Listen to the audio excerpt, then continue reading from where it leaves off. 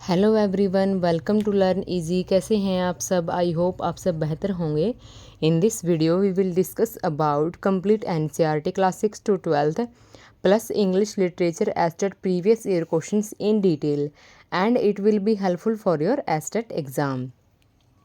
सो इसमें पैराग्राफ दिया गया है, इसमें 341 से लेके 347 तक क्वेश्चंस पुट किए गए हैं।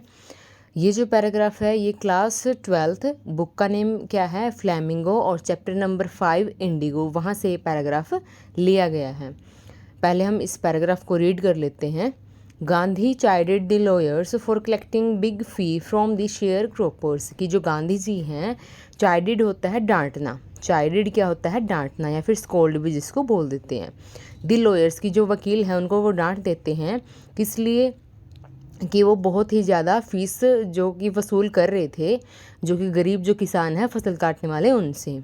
ही सैड कि जो गांधी जी हैं वो कहते हैं, I have come to the conclusion that we should stop going to law courts taking such cases to the court doing little good. कि मैं इस निष्कर्ष पे निकला हूँ कि यहाँ पे जो गरीब किसान हैं हमें क्या है उससे, उनको क्या है कि जो लॉ कोर्ट्स हैं जो कि अदालतें हैं उनके पास जाना बंद कर देना चाहिए, कि कई सारे केसेस के लिए जो भी थोड़ा बहुत अच्छा कर रहे हैं उनके लिए भी बंद कर देना चाहिए।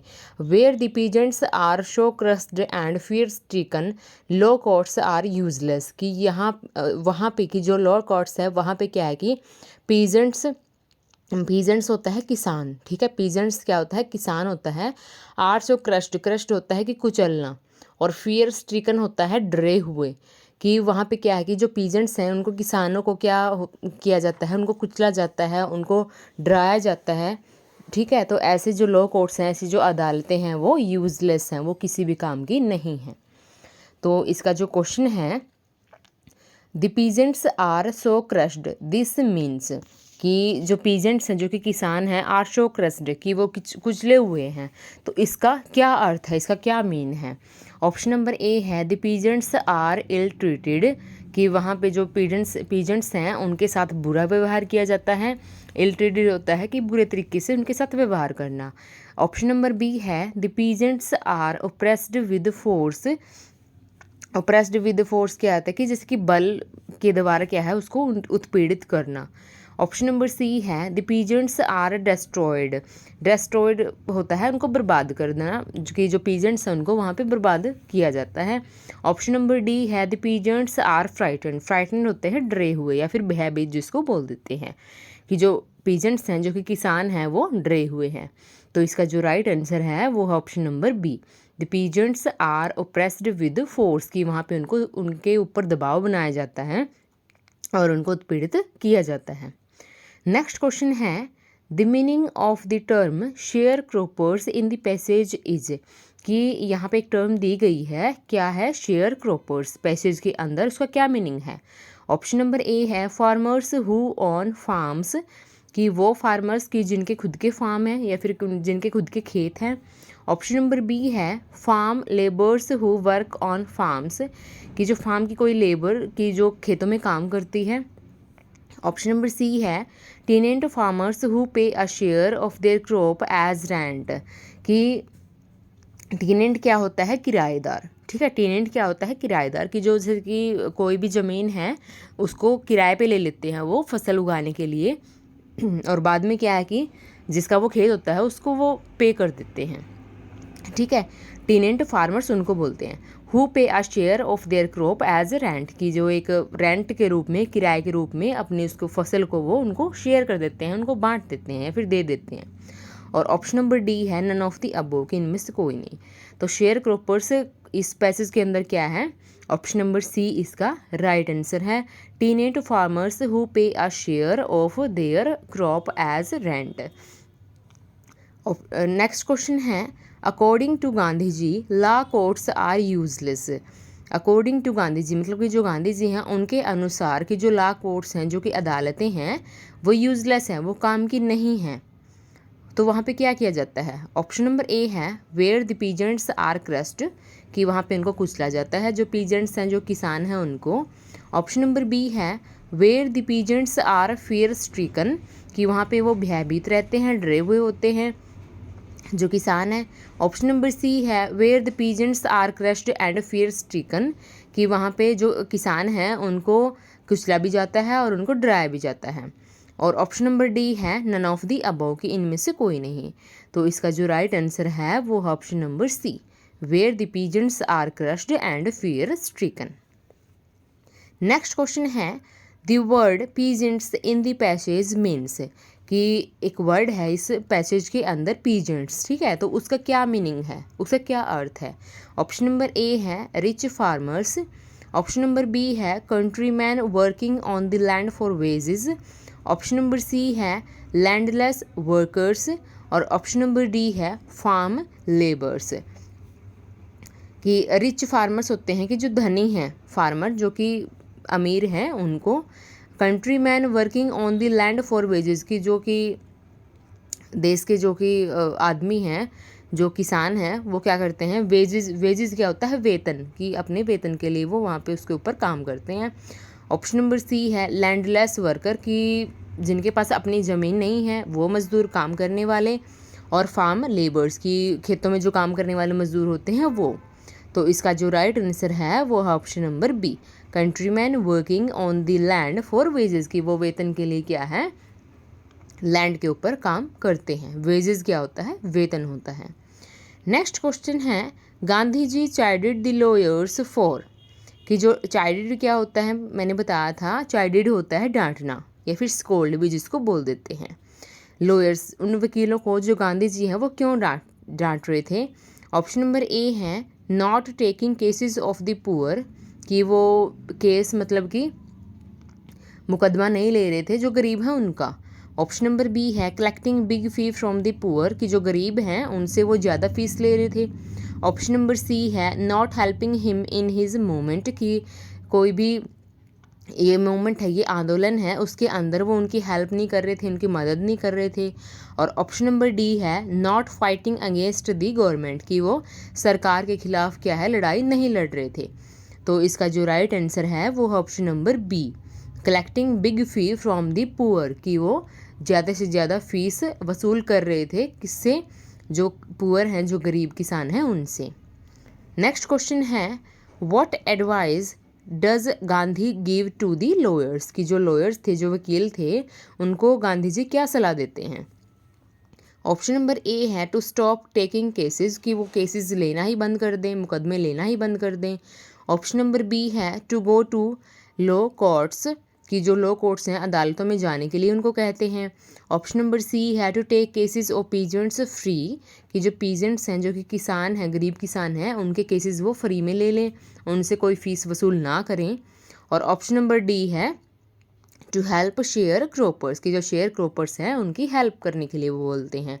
तो इसका जो राइट आंसर है वो है option number A, to stop taking cases, कि वो ज़्यादा फीस वसूल कर रहे थे, तो इसलिए गांधी जी ने उनको क्या बोला कि आप केस लेना ही बंद कर दो। नेक्स्ट क्वेश्चन है the meaning of the word chided in the passage is, कि जो पैसेज दिया गया है इसके अंदर एक वर्ड है चाइल्डेड, इसके अंदर कौन सा वर्ड है, चाइल्डेड, तो उसका यहाँ पे क्या मीनिंग है। ऑप्शन नंबर ए है एडवाइज्ड, की सलाह देना। ऑप्शन नंबर बी है स्कॉल्डेड, की डांटना। ऑप्शन नंबर सी है आर्ग्यूड, की बहस करना। और ऑप्शन नंबर डी है रिक्वेस्टेड, की प्रार्थना करना या फिर मिन्नतें करना। तो इसका जो राइट आंसर है वो है option number B, scolded. Scolded क्या होता है, डांटना होता है, चाइल्डेड भी डांटना होता है, ये दोनों क्या हो गए, इनका मीनिंग हो गया। नेक्स्ट क्वेश्चन है, तो यहाँ तक जो 3, 4, 7 तक जो क्वेश्चन थे वो इस पैराग्राफ से पुट किए गए थे, 7 क्वेश्चंस। नेक्स्ट क्वेश्चन है in how to tell wild animals the poet suggest that you can identify an Asian lion by, एक क्या है, पोएम है, पोएम का नाम क्या है, how to tell wild animals, ठीक है, how to tell wild animals. तो उसके अंदर जो पोइट है, जो कवि है, वो सजेस्ट करता है, क्या सजेस्ट करता है वो, you can identify an Asian lion by, कि आप क्या है, जो एशियन लायन है उनकी पहचान कर सकते हैं, किस तरह से कर सकते हैं, ये ऑप्शंस में दिए गए हैं। ऑप्शन नंबर ए है हियरिंग द रोर्स, कि जो उनकी जो रोर्स हैं, उनकी दहाड़ने की जो आवाज़ होती है उसको सुन के आप एशियन लायन की पहचान कर सकते हैं। ऑप्शन नंबर बी है सीइंग दी ब्लैक स्ट्रिप्स। ब्लैक स्ट्रिप्स होती है उनकी धारियाँ, कि जो ब्लैक स्ट्रिप्स हैं उनको देख के आप एशियन लॉयंस की पहचान कर सकते हैं। ऑप्शन नंबर सी है सीइंग दी एनिमल लैप, या फिर उनकी गोद को देख के आप उनकी पहचान कर सकते हैं एशियन लॉयन की। और ऑप्शन नंबर डी है हेयरिंग दी एनिमल वीप।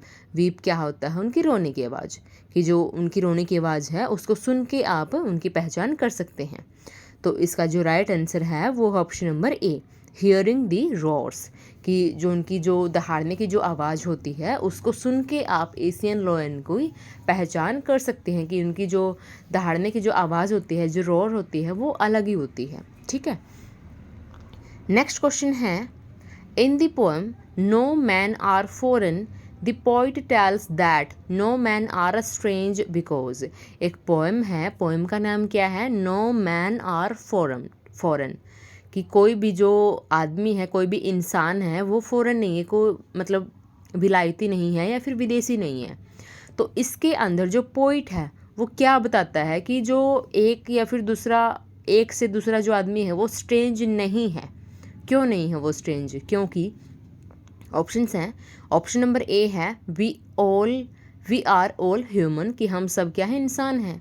कि जैसे कि एक कंट्री में अगर कोई रहता है, इंसान ही रहते हैं वहाँ पे भी, जो दूसरी कंट्री है तो वहाँ पे भी इंसान रहते, तो सभी क्या? ह्यूमंस हो गए। ऑप्शन नंबर बी है we all have similar physical features, कि सभी के अंदर क्या है कि सभी फिजिकल जो शारीरिक जो विशेषताएं होती है सबके अंदर सेम होती हैं, तो सबके अंदर वो तो सेम होती ही हैं सभी इंसानों में। ऑप्शन नंबर सी है we all live on the same earth, कि सब क्या है कि एक ही अर्थ पे रहते हैं, ये तो नहीं कि दूसरे ग्रह पे रहते हैं दूसरे देश वाले, तो एक ही अर्थ पे रहते हैं। और ऑप्शन नंबर डी है ऑल ऑफ द अबोव। तो इसका जो राइट आंसर है वो option number D, all of the above. तो इसमें जो सारे ऑप्शंस हैं वो सही हैं। सभी ह्यूमंस हैं, इंसान हैं, सबके अंदर क्या है कि सिमिलर फिजिकल फीचर्स हैं, शारीरिक विशेषताएं सब में सेम होती हैं, और क्या है कि सभी सेम अर्थ एक ही पृथ्वी के ऊपर रहते हैं। तो इसलिए जो उनकी पोएम का नाम क्या है? नो मैन आर फॉरेन, की कोई भी क्या है? विलायती या फिर विदेशी नहीं है। नेक्स्ट क्वेश्चन है garbage to them is gold which figure of speech has been used in this sentence, की एक सेंटेंस दिया गया है, इसमें हमें figure of speech find out करना है। ऑप्शन नंबर ए है सिमिली, ऑप्शन नंबर बी है मेटाफर, ऑप्शन नंबर सी है हाइपरबोल, और ऑप्शन नंबर डी है पन। तो इसका जो राइट आंसर है वो option number C, hyperbole. Hyperbole क्या होता है? अति शोक्ति होना। हाइपरबोल क्या होता है? अति शोक्ति होना, या फिर कुछ अतिशोक्ति का क्या मतलब होता है कि कुछ बढ़ा चढ़ाकर, कुछ एक्स्ट्रा हम कुछ बढ़ा चढ़ाकर बोल देते हैं, तो उसको क्या बोलते हैं? अतिशोक्ति बोल देते हैं, हाइपरबोल बोल देते हैं। तो garbage to them is gold, कि गार्बेज एक कूड़ा है और गोल्ड है, तो दोनों अलग चीज़ें हो गई। तो क्या है कि इसको कुछ बढ़ा चढ़ा के इसमें बात कही गई है, फिर बोली गई है। जो हाइपरबोल होता है उसकी डेफिनेशन क्या है? एग्जरेटेड स्टेटमेंट्स और claims not meant to be taken literally. तो इसमें क्या है कि अतिरंजित जो बयान है या फिर दावे है उसको शाब्दिक अर्थ ना होना, ठीक है, या फिर उसमें कोई बढ़ा चढ़ाकर कोई बात कह देना, तो ये होता है हाइपरबोल। सो गाइज, इसी तरह से हम एनसीईआरटी और इंग्लिश लिटरेचर से रिलेटेड एस्टेट एग्ज़ाम के सभी पीवाईक्यूज़ डिटेल में डिस्कस करेंगे। और एनसीईआरटी क्लास 6 से 12 के शॉर्ट नोट्स की कंप्लीट पीडीएफ मैंने लर्न इजी के टेलीग्राम चैनल में शेयर कर दी है, और एस्टेट पीवाईक्यूज़ की सभी पीडीएफ भी मैं टेलीग्राम चैनल पर डेली शेयर करूँगी। टेलीग्राम चैनल का लिंक मैं इस वीडियो के नीचे शेयर कर दूँगी, वहाँ से आप लर्न इजी के टेलीग्राम चैनल को ज्वाइन कर सकते हैं। वीडियो पसंद आए तो लाइक, सब्सक्राइब और शेयर करना ना भूलें। Thanks for watching.